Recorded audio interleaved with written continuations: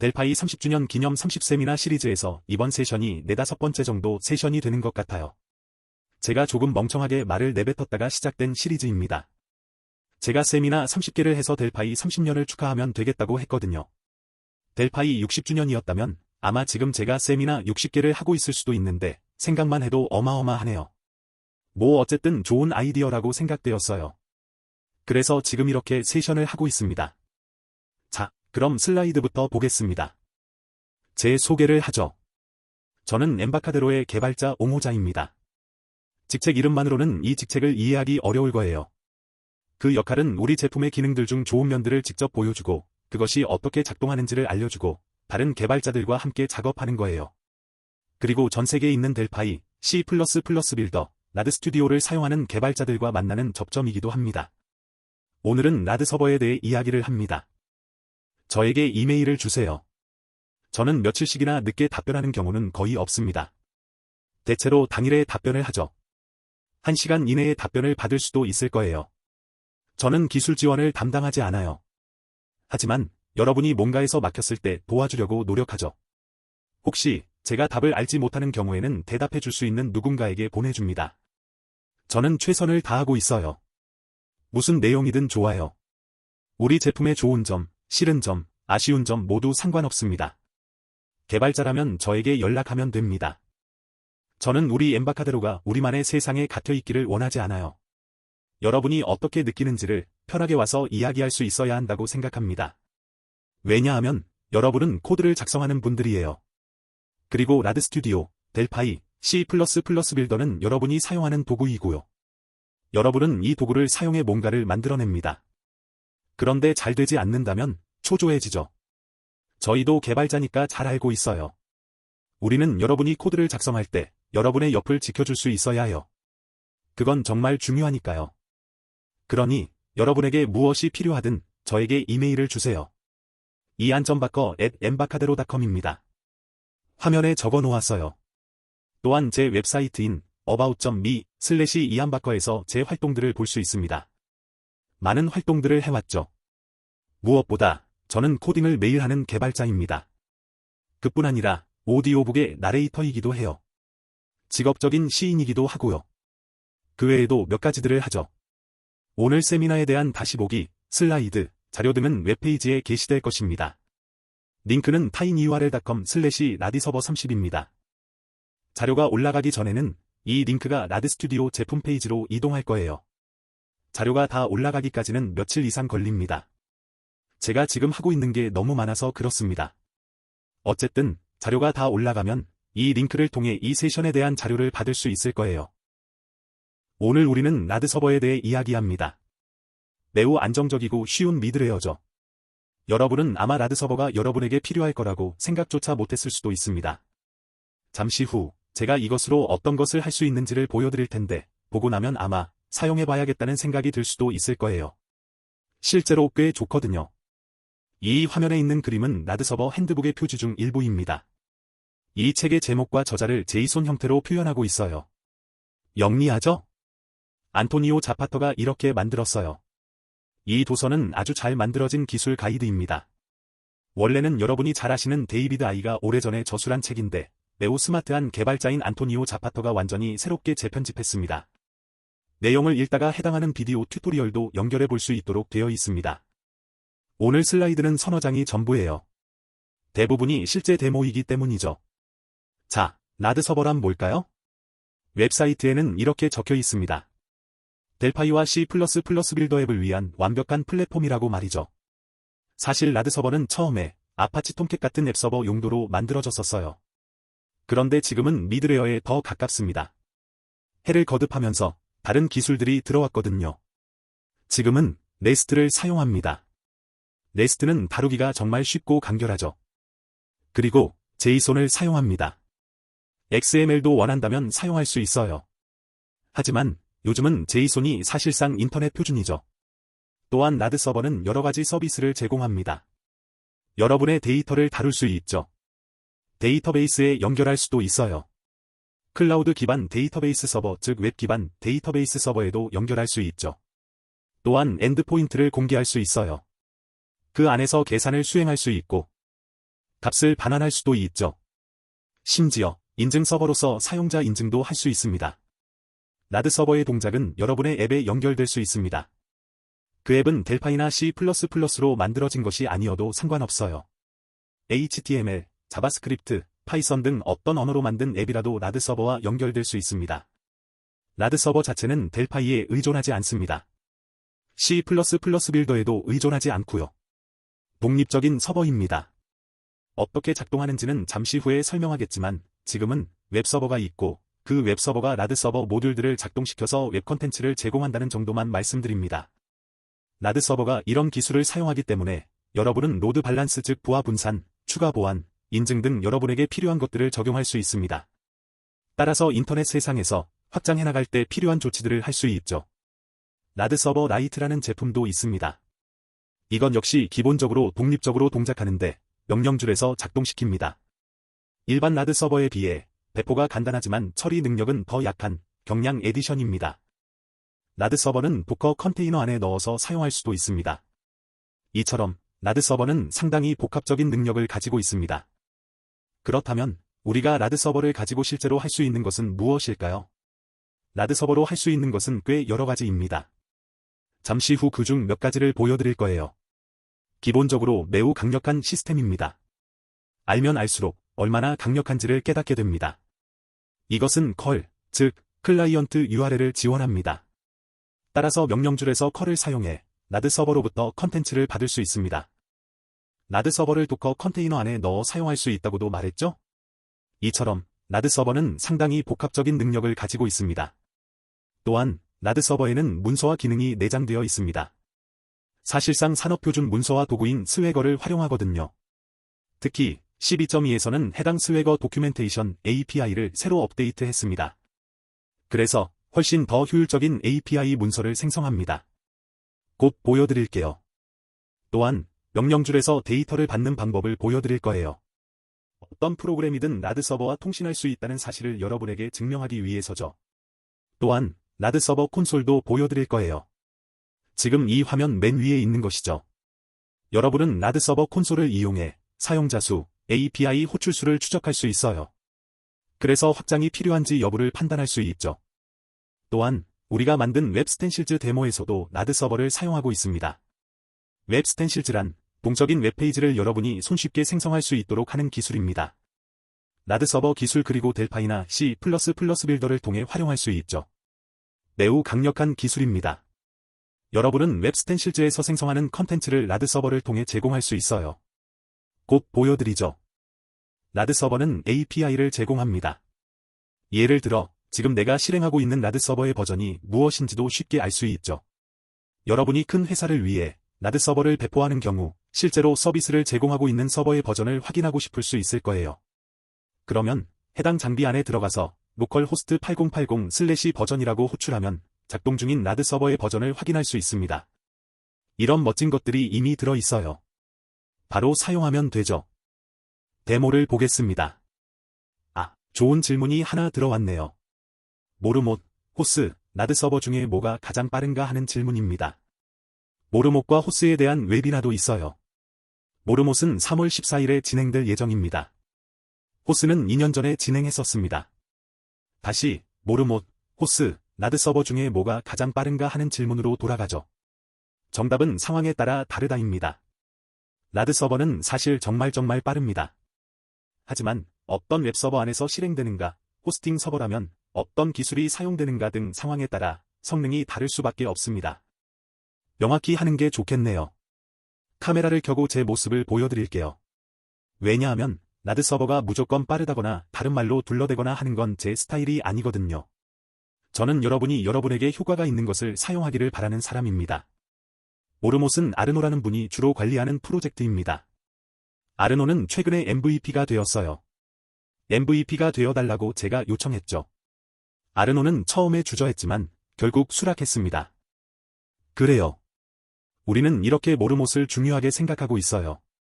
모르못을 사용하는 분들은 그 장점을 활용할 수 있을 것입니다. 아르노는 매우 훌륭한 파스칼 개발자입니다. 뛰어난 개발자죠. 그래서 저는 그의 프로젝트를 좋아합니다. 호스는 브라질에서 시작되고 그 지역에서 많이 사용되고 있는 프로젝트입니다. 우리는 이 프로젝트에 대해서도 여러 방면에서 지원을 하고 있어요. 또한 브라질 MVP 중 최소 2명 이상이 이 프로젝트에 참여하고 있죠. 우리는 우리의 자체 기술이 아닌 프로젝트들도 지원하고 있어요. 어떤 상황에서는 나드 서버가 더 빠릅니다. 또 다른 상황에서는 모르못이 더 빠를 거예요. 또 다른 상황이라면 호스가 그 둘보다 더 빠를 수도 있죠. 확장성 역시 상황에 따라 다릅니다. 요약하죠. 여러분이 무엇을 하는가에 따라 다르다가 정답입니다. 여러분의 상황에 따라 고려해야 하는 사항들이 있거든요. 지금 패트릭이 나드 서버 가이드 도서를 소개하는 링크를 보내주었네요. 네, 이 책은 무료로 받을 수 있습니다. 이제 나드 서버로 할 수 있는 것 몇 가지를 데모를 통해 보겠습니다. 여러분은 아마 나드 서버 라이선스를 이미 가지고 있을 거예요. 그것은 여러분이 구입한 제품의 에디션에 따라 다릅니다. 엔터프라이즈 또는 아키텍트를 가지고 있다면 그 안에는 나드 서버 라이선스가 들어 있습니다. 만약 프로페셔널 또는 커뮤니티 에디션을 가지고 있다면 제가 잘 모르지만 아마 없을 거예요. 저는 지금 엔터프라이즈 에디션을 가지고 데모를 하고 있습니다. 잠시 후에 웹사이트를 하나 보여드릴 텐데 거기로 가면 어떤 에디션의 라드 서버가 들어있는지 어디에서 받을 수 있는지가 설명되어 있습니다. 라드 서버 애플리케이션을 새로 만들려면 파일, 류를 선택하고 아래로 가서 아더를 선택합니다. 창이 나타나면 왼쪽에서 라드 서버를 선택합니다. 그러면 라드 서버 패키지가 있습니다. 라드 서버 패키지란 아파치, IIS 등에서 실행될 수 있는 패키지입니다. 지금 보여드리는 QR코드를 클릭하면 나드 서버 기술 가이드를 받을 수 있습니다. 그 가이드에는 이 패키지를 어떻게 구성하는지가 설명되어 있습니다. 다양한 웹서버들에 대해서 말이죠. 지금 그걸 열어서 들여다보지는 않을 거예요. 너무 자세하고 시간도 많이 걸리니까요. 이 가이드는 무료로 받을 수 있습니다. 받아서 직접 해보시기 바랍니다. 이 가이드가 어떻게 생겼는지 그 모습만 보죠. 이렇게 생겼어요. 매우 광범위한 문서입니다. 나드 서버에 대한 모든 정보들이 들어 있습니다. 말 그대로 모든 것이 들어 있어요. 여기를 보면 라이트 버전 라이선스를 받는 방법도 있네요. 기타 등등 자세히 설명되어 있습니다. 다시 돌아와서 새로운 나드 서버 패키지를 하나 만들겠습니다. 우리는 지금 텅 빈 패키지 하나를 생성하기로 합니다. 그러면 아무것도 하지 않는 패키지가 생깁니다. 이 위저드에서는 크리에이트 패키지 위드 리소스를 선택할 수도 있지만 이건 잠시 후에 만들기로 하고 지금은 empty 패키지를 만들겠습니다. 피니시를 클릭하겠습니다. 그러면 이런 프로젝트가 만들어집니다. 그 안에는 거의 아무것도 없습니다. 이렇게 생겼습니다. 가이드를 보면 우리가 진행할 단계들이 몇 가지 더 있습니다. 즉, 여러분은 새 유닛을 만듭니다. 그 안에 정보를 넣고 뭔가를 처리하는 엔드포인트를 지정하는 과정이죠. 지금 그 과정을 진행하지는 않겠습니다. 저장하지 않을 테니까 노를 누를게요. 그 대신 이미 만들어 놓은 것을 열겠습니다. 여러분이 가이드의 지침을 따른다면 모듈을 하나 만들게 됩니다. 이 모듈은 이름 그대로 데이터 모듈 같은 것입니다. 여러분이 처음 시작할 때 이런 코드들을 다루게 됩니다. 스트럭처 창을 없앨게요. 더 잘 보일 거예요. 보기에 꽤 복잡하죠? 걱정 마세요. 보기보다 어렵지 않아요. 이 엔드포인트들이 바로 사람들이 브라우저에서 입력하게 될 텍스트입니다. 이 코드의 경우라면 웹브라우저에서 URL 뒤에 웹이나 테스트라고 치는 거죠. 그러면 그 엔드포인트에서 제공하는 목록을 얻을 수 있습니다. 작동하는 것을 잠시 후에 보여줄 텐데 이 코드를 예를 들면 리스트 아이템스를 얻을 수 있고요. get 아이템 등등을 얻을 수 있어요. 잠시 후에는 훨씬 더 완전한 예시를 보여드리겠습니다. 지금은 그냥 이것을 실행해 볼게요. 실행을 하면 이렇게 개발용 라드 서버 콘솔이 나타납니다. 혹시 이 콘솔이 잘못된 버전을 열지 않도록 일단 제 웹브라우저를 종료하고 다시 라드 서버 콘솔로 돌아오겠습니다. 이 콘솔은 독립형 버전입니다. 하지만 여러분은 보통의 경우라면 여러분의 서버 안에서 눈에 보이지 않는 서비스로 라드 서버를 작동시키게 될 거예요.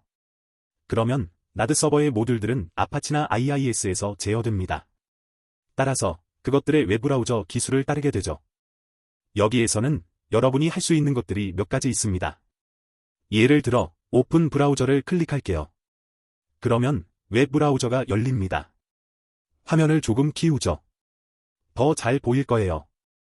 보다시피 디펄트 요청은 로컬호스트 8080 버전입니다. 이 독립형 버전에서 디펄트로 수행하는 것은 다음과 같습니다. 라드 서버를 실행합니다. 포트는 8080입니다. 8080은 웹 패키지들을 웹서버에서 제공하기 위한 대안 포트예요. 질문이 몇 가지 왔네요. 라드 서버가 인트라웹을 대체할 수 있나요? 라는 질문입니다. 서로 다른 점들이 있지만, 네, 그렇습니다. 지금 보여드리는 질문은 자바에서 얼마나 많은 멀티 스레드를 가상으로 가질 수 있느냐인데, 질문이 잘못되었어요. 우리는 자바 개발자들이 아니에요. 델파이와 C++를 사용하죠. 그러니 자바 포럼에서 질문하는 게 좋겠어요. 자, 라드 서버로 돌아가 보죠. 이렇게 디펄트 요청에서 슬래시 버전을 붙이면 라드 서버의 버전을 보여줍니다. 이것의 버전은 4.8이네요. 다시 라드 서버 콘솔로 돌아가 보면 API 도큐멘테이션이라는 버튼이 들어있는 것이 보입니다. 클릭하고 화면을 줌아웃 할게요. 볼 것들이 꽤 있거든요. 로컬호스트에서 스웨거 대시 UI를 호출합니다. 이 문서화는 라드 서버에 내장된 기능입니다. 이것은 여러분의 라드 서버 앱의 모든 것을 API 문서로 만들어 제공합니다. 기억해보면 저는 그저 파일 new를 이용해 라드 서버 인스턴스를 만든 게 다였어요. 그 디펄트 생성만으로도 여기 보이는 모든 서비스들을 제공할 수 있습니다. 웬만한 것들이 다 들어있어요. 예를 들어 사용자들의 목록을 제공하고 싶으면 유저스라는 요청을 보내면 되죠. 자, 이렇게 유저스 요청을 보내면 제이손 패킷을 받을 수 있죠. 저는 마이크로소프트 엣지를 사용하고 있어요. 엣지는 제이손 결과를 보여주는 경우 디펄트로 프리티 프린트 즉 예쁜 인쇄 옵션이 나타납니다. 선택하면 제이손 결과를 예쁘게 볼 수 있어요. 즉, 이 옵션은 제이손 결과를 알맞게 줄을 바꿔가며 나열을 해서 사람이 읽기 쉽도록 해주는 역할을 합니다. 제이손에 담긴 데이터를 볼까요? 이 사용자 즉, 이 유저는 라드 서버가 설정되면서 자동으로 만들어진 것입니다. 패스워드는 테스트 패스네요. 유저 네임은 테스트이고요. 이 결과는 API에게 요청해서 직접 받은 거예요. 뒤로 돌아갈게요. 그리고 라드 콘솔을 다시 열겠습니다. API 도큐멘테이션을 다시 클릭해서 어떤 것들이 더 있는지 보겠습니다. 아래로 내려가면 이 라드 서버가 다른 것들도 많이 제공하고 있다는 것을 알 수 있습니다. 제가 만들어 놓은 웹이나 테스트에 대해 get 요청을 한번 해보죠. 앞에서 보여드렸던 코드가 기억나나요? 리소스 이름으로 웹이나 테스트를 지정했었죠? 자, 이 API 문서에 나타난 웹이나 테스트를 실험하기 위해 제가 브라우저로 가서 버전 대신 웹이나 테스트라고 입력해 보겠습니다. 뭐가 나올까요? 이 요청은 라드 서버로 갑니다. 그러면 라드 서버는 그 요청 URL에 연결되어 있는 코드를 실행하죠. 그래서 This is a webinar 라는 텍스트를 반환합니다. 그 이유를 알아보죠. 웹이나 테스트 엔드포인트에는 get 프로시저가 있어요. 그 코드를 보죠. 리스폰스, 즉 응답에 This is a webinar를 넣어 보내네요. 당황하지 마세요. 처음 보신 분들이라면 마치 흑마술처럼 보일 거라는 사실을 잘 알고 있어요. 실제 상황에서 이 정도를 구현하기 위해 여러분이 직접 해야 할 일이 너무 많지는 않습니다. 아이템을 받아오는 동작도 똑같아요. 웹이나 테스트로 가서 get 아이템의 코드도 열어볼게요. 이렇게 아이템들의 목록을 반환할 거예요. 이런 서비스가 제공된다는 것을 바깥에서 어떻게 알 수 있을까요? API 문서로 돌아가서 보면 웹이나 테스트에서 사용할 수 있는 옵션 중에 아이템이 있다는 내용이 적혀 있기 때문입니다. 어떻게 되어 있는지 한번 볼까요? 이 get 버튼을 클릭할게요. 다시 말씀드리지만 이 문서화 기능은 라드 서버 안에 내장되어 있습니다. 그러니 직접 한번 해보세요. 아, 질문이 왔네요. 이 스웨거 인터페이스를 비활성화하는 방법이 있나요? 실제 운영 환경에 라드 서버를 배포한 후에 무슨 API들이 있는지를 공개적으로 노출하고 싶지 않을 수 있으니까요. 라는 질문입니다. 네, 이 기능을 여러분이 끌 수도 있습니다. 그 기능은 옵션이거든요. 디펄트로는 켜져 있지만 질문하신 것처럼 은행 등에서라면 사람들이 이런 정보를 알게 하고 싶지 않을 거예요. 그래서 문서화 기능은 옵션 사항입니다.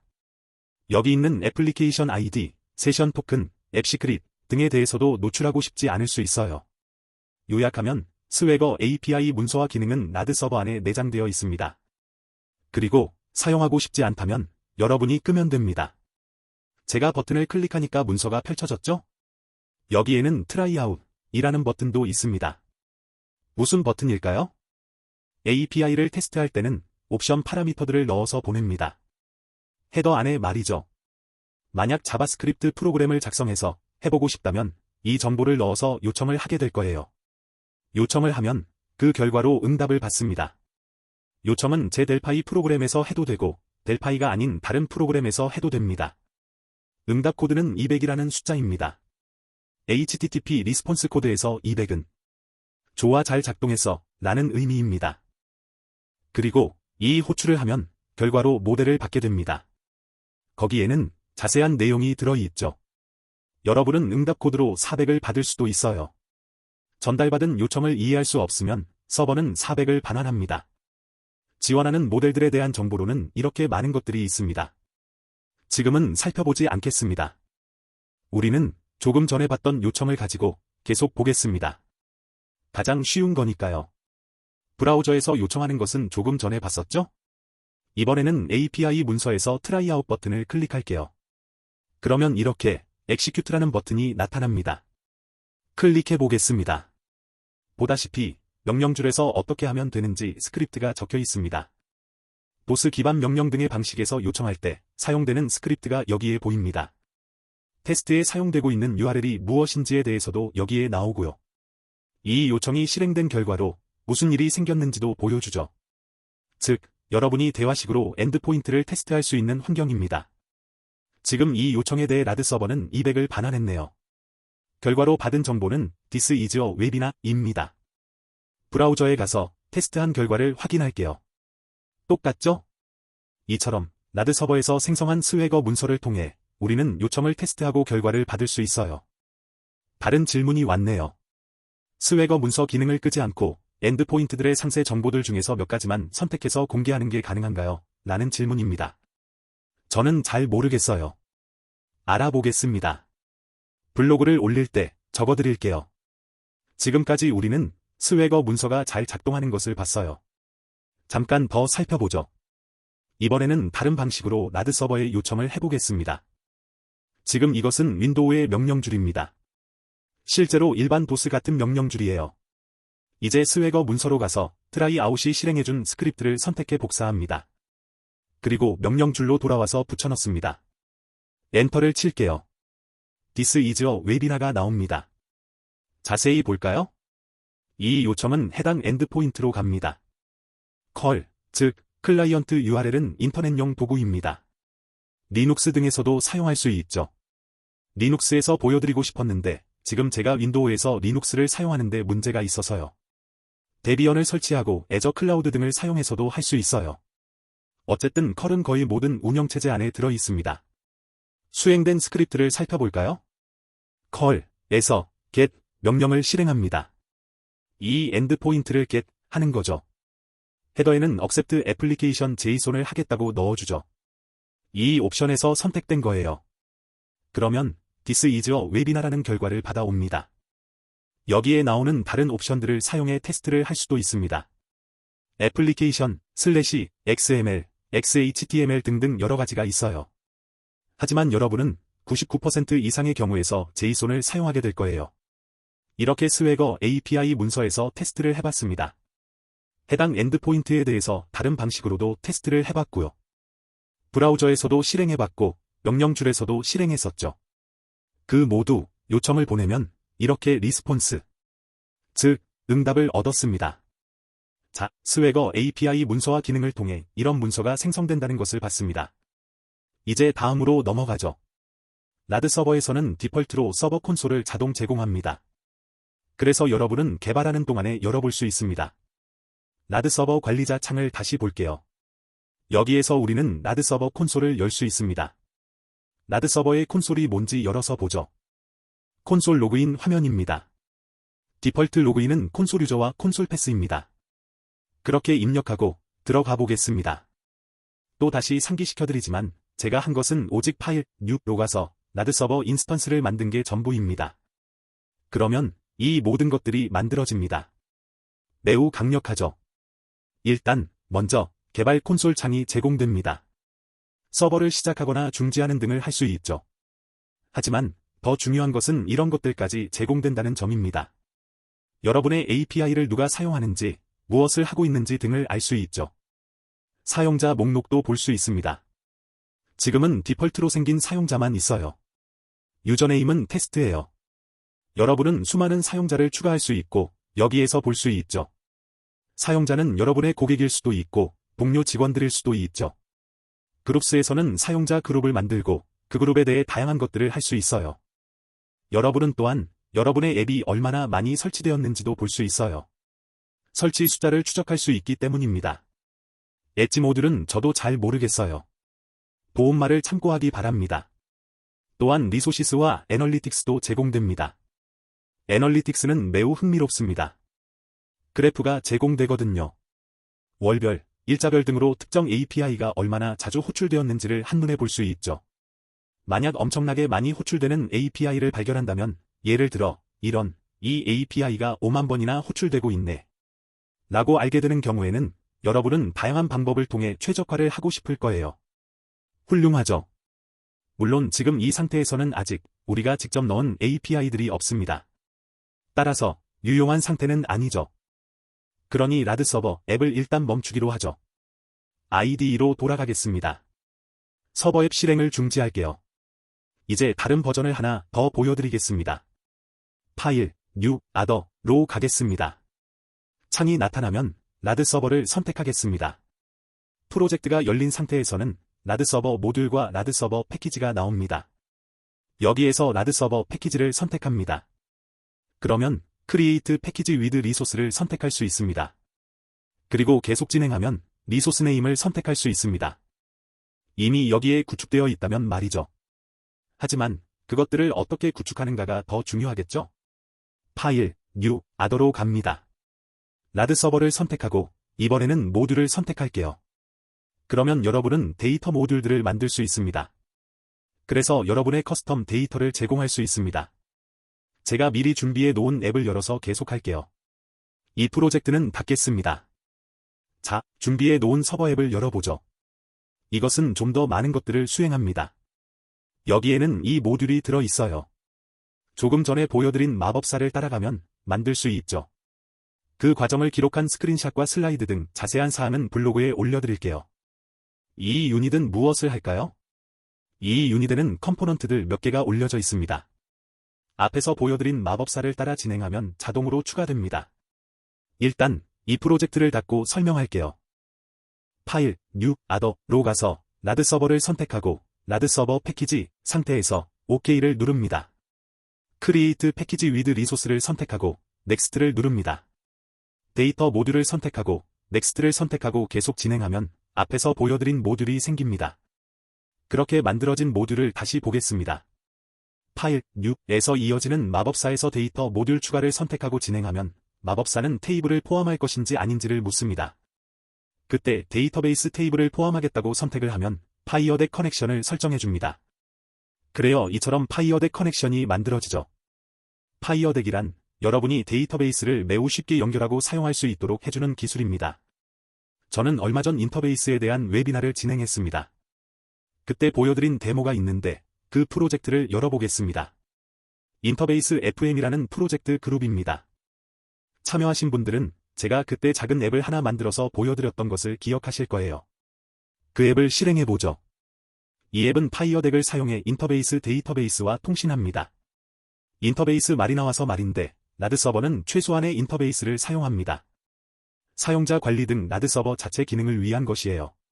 이런 자체 기능과 별개로 여러분의 데이터가 들어있는 데이터베이스가 무엇이든 여러분은 라드 서버에서 여러분의 데이터베이스를 연결해 서비스할 수 있습니다. 이때도 디폴트로 파이어덱이 사용됩니다. 자, 그 웨비나에서 보여드린 간단한 앱입니다. 라드 서버 데이터베이스에 연결해 거기에 있는 수천 개의 사용자 정보를 다루는 앱이에요. 이렇게 개별 사용자의 정보를 조회해서 써요. 사용자 정보에는 추가 메모를 넣을 수도 있었죠. 그때 보여드렸던 인터베이스 데이터베이스 관리 프로그램인 IB 콘솔이 기억나시나요? IB 콘솔을 열어볼게요. 일단 IB 콘솔의 관리자로 로그인을 하겠습니다. 이 콘솔에서 조금 전 앱에서 연결했던 데이터베이스를 연결하겠습니다. 유저네임과 패스워드를 입력합니다. 여기에는 이런 테이블들이 있습니다.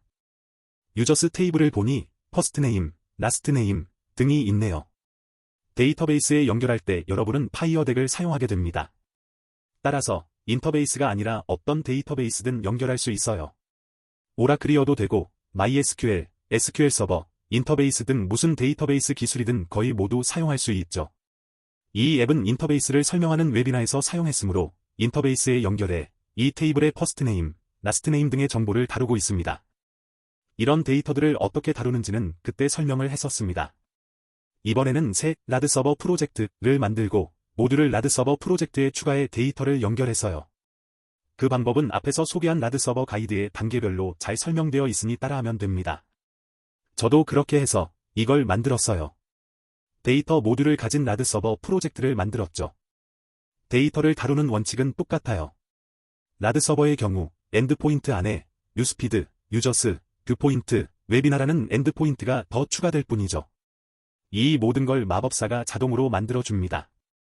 해당 데이터베이스 쿼리, 데이터베이스 커넥션 등도 자동으로 만들어주고 이 엔드포인트 리소스들도 만들어줍니다. 제가 직접 코딩한 것은 전혀 없습니다. 정말 하나도 없어요. 이제 실행해 볼게요. 라드 서버 콘솔이 나옵니다. 여기를 보면 많은 것들이 서버에 적재된 것을 알 수 있어요. API 문서를 열어볼게요. 마찬가지로 자동으로 생성되는 문서입니다. 아래로 가서 추가로 만들어진 엔드포인트를 보겠습니다. 제가 웨비나라는 엔드포인트 인스턴스를 만들었었죠? 즉, 웹 브라우저에서 웨비나, 뉴스피드, 웨비나, 유저스를 치면 해당 데이터를 받을 수 있죠. 그럼 여기에서 트라이아웃을 눌러서 테스트해 보겠습니다. 기억나시죠? 엑시큐트 버튼을 클릭하면 됩니다.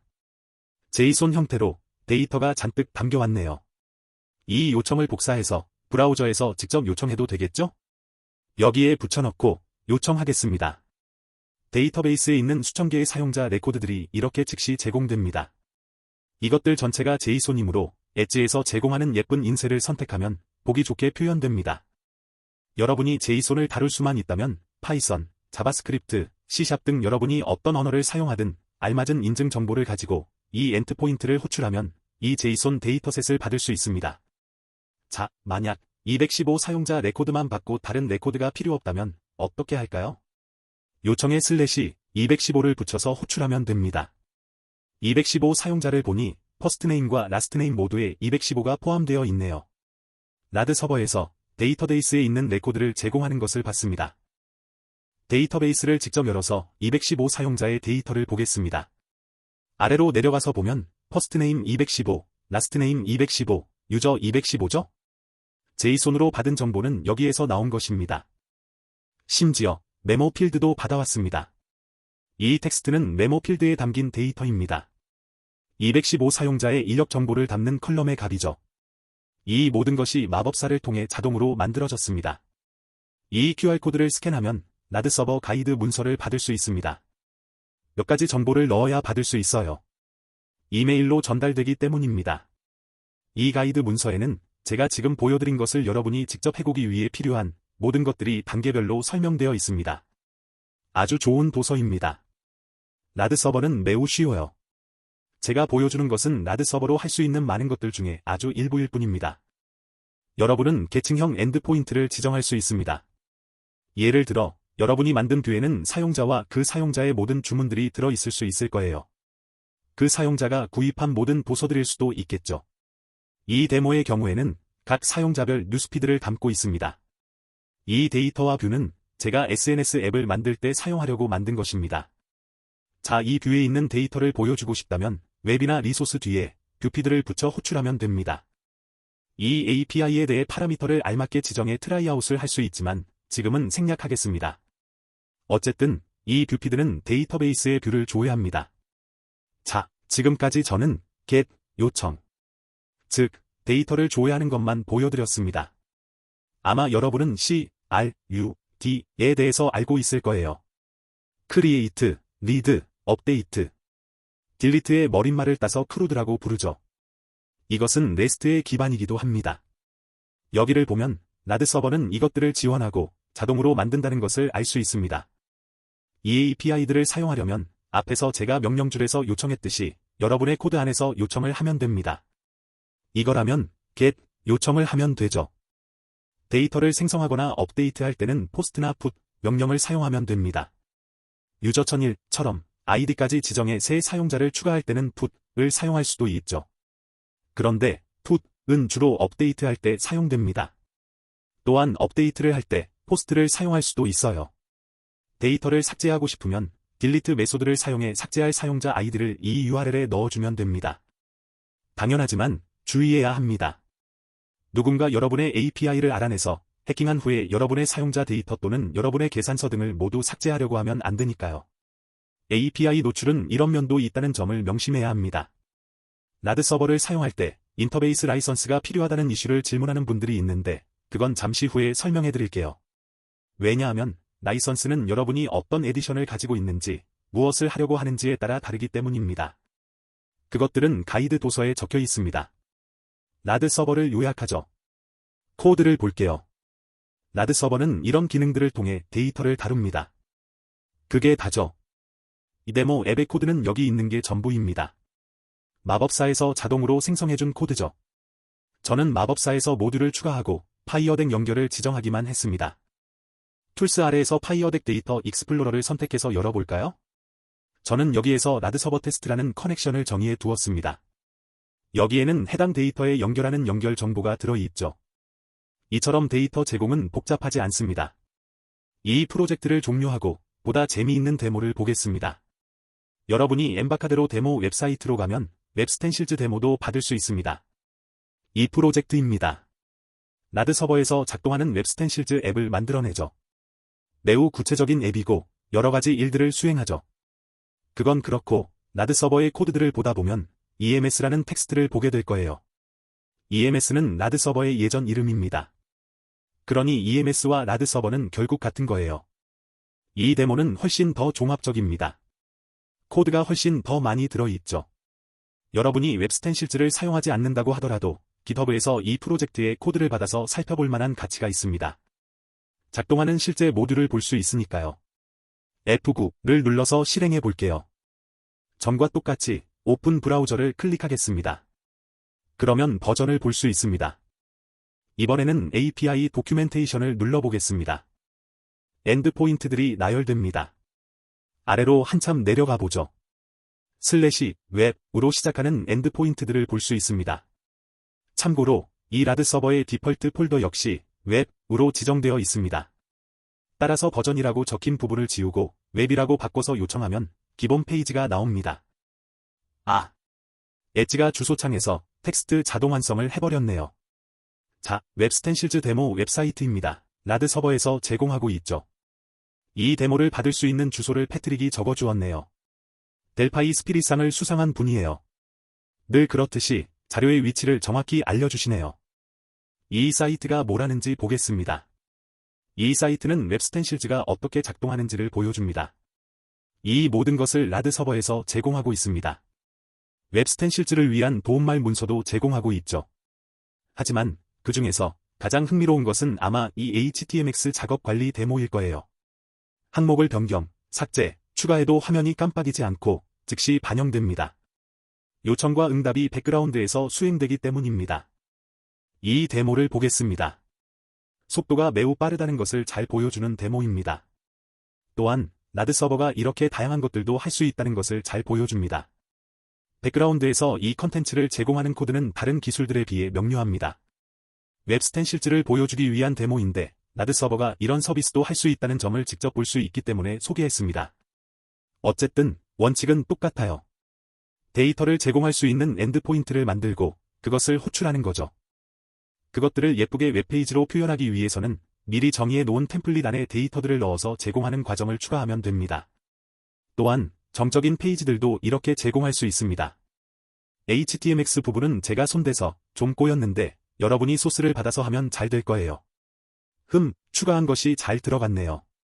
어쨌든 제가 뭔가를 잘못 건드렸나 봐요. 그리고 이것처럼 멋진 것들도 안토니오가 구현해 놨으니 한번 살펴보기를 바랍니다. 그럼 보내주신 질문에 대한 답변을 드릴게요. 우선 네스트 엔드포인트를 테스트하는 것에 대한 질문에 답하겠습니다. 이전 웨비나에서 보여드린 적이 있는데 다시 보여드릴게요. 네스트 디버거를 이용하면 여러분은 네스트에 대한 모든 것들을 테스트할 수 있습니다. 메인 메뉴에서 툴스로 가서 네스트 디버거를 선택하면 이 도구가 열립니다.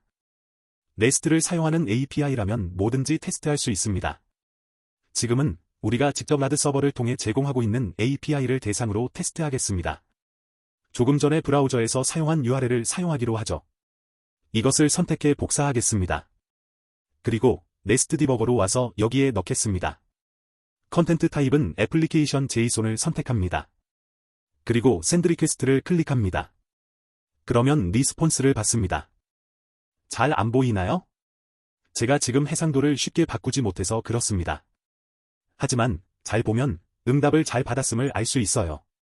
응답에는 웹페이지가 통째로 반환되었네요. 그 페이지에 필요한 것들까지 말이죠. 이 세미나 앞부분에 보여주었던 요청들을 여기에서 한다면 This is a 웨비나를 응답으로 받거나 사용자들의 목록을 담은 제이손을 받아왔을 거예요. 지금은 이렇게 HTML을 받아왔고요. 라드 서버를 구현할 때도 네스트 디버거는 유용합니다. 만약 개발 컴퓨터가 아닌 장비에서 라드 서버를 실행하고 있다면 거기에 요청을 보내서 테스트를 하게 되겠죠. 웹페이지를 작성하거나 그 안에 자바스크립트를 넣어서 테스트를 해도 되겠지만 이렇게 네스트 디버거를 사용하면 매우 편합니다. 이건 라드 스튜디오 안에 들어있는 도구입니다. 툴스 메뉴 아래에 있죠. 라드 서버 콘솔도 여기 툴스 아래에 있습니다. 라드 서버 콘솔에는 서비스 시작, 중지, 오픈 브라우저 등의 기능이 있습니다. 하지만 여러분이 라드 서버 프로젝트에서 실행을 하게 되면 더 많은 버튼들이 들어있는 콘솔이 나옵니다. 이 버튼들은 API 도큐멘테이션을 포함해서 이미 모두 보여드렸으니 이젠 잘 아실 거예요. 어쨌든 이 버튼들은 그저 해당 URL을 브라우저에서 여는 게 전부입니다. 또한 우리는 컬을 이용해 라드 서버의 요청을 테스트했었죠? 그럼 이 요청을 네스트 디버거에서 했던 요청으로 바꿔 실행해 볼게요. 그러면 조금 전과 똑같은 페이지를 그대로 제공받습니다. 조금 전에 본 상당히 긴 HTML입니다. 이 요청을 우리가 웹브라우저에서 하면 이런 모습으로 보입니다. 정말 강력합니다. 제 데모가 좀 형편없어서 라드 서버가 어떻게 작동하는지를 잘 설명했는지 모르겠습니다.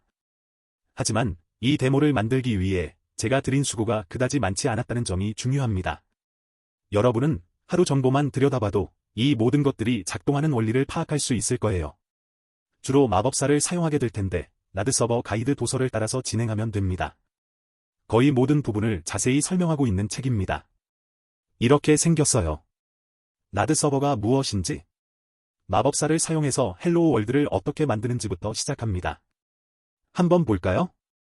맨 처음 보여드린 데모 앱 같은 것을 만드는 과정입니다. 따라하기 방식이에요.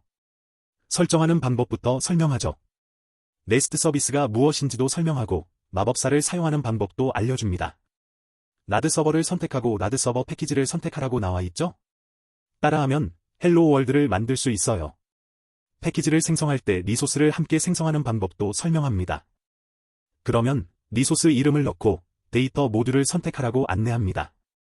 이런 식으로 따라가면서 데이터베이스와 테이블을 지정하면 됩니다. 라드 서버는 매우 강력합니다.